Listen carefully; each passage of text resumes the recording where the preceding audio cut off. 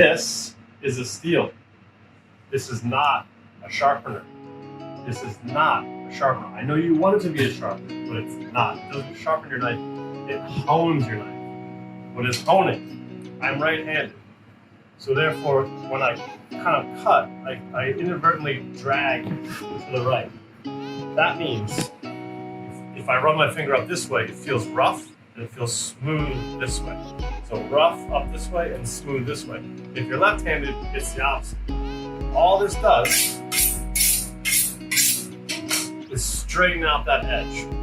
So blade, edge. And this just really keeps everything honed. If you looked at this blade or any blade like it through a microscope, you'd see something more like that. Like through a microscope, it's all gnarly and just kind of crazy. And so it kind of like bent to one side like that. So what the steel does is it straightens everything up and takes off the extra bits. So you do have to wipe it clean after you've honed it. This doesn't sharpen, but it keeps the blade sharper longer. That's the important part. That's why you can't ignore this. I will definitely go into how to sharpen a knife at some point. It's just going to take me forever to edit it, so I've been avoiding it. Another tip for knives, do not put them in a dishwasher. Do not put them in the sink. Clean them, dry them, put them away. You put them in the sink, chances are, A, you'll cut yourself. B, you're going to dull it because it's going to knock into shit and you're just going to dull it. Take them in the dishwasher. A, you probably cut yourself. B, it just knocks into things. The idea is to keep your blade protected. Just like everything else. You don't park your car by running it into a wall slowly. Like, don't do that. Keep it protected. It's nice. Anything you want to add, Patty? No. Anything? Come on. Oh, say something. Too shy. You're not shy. Ah, man.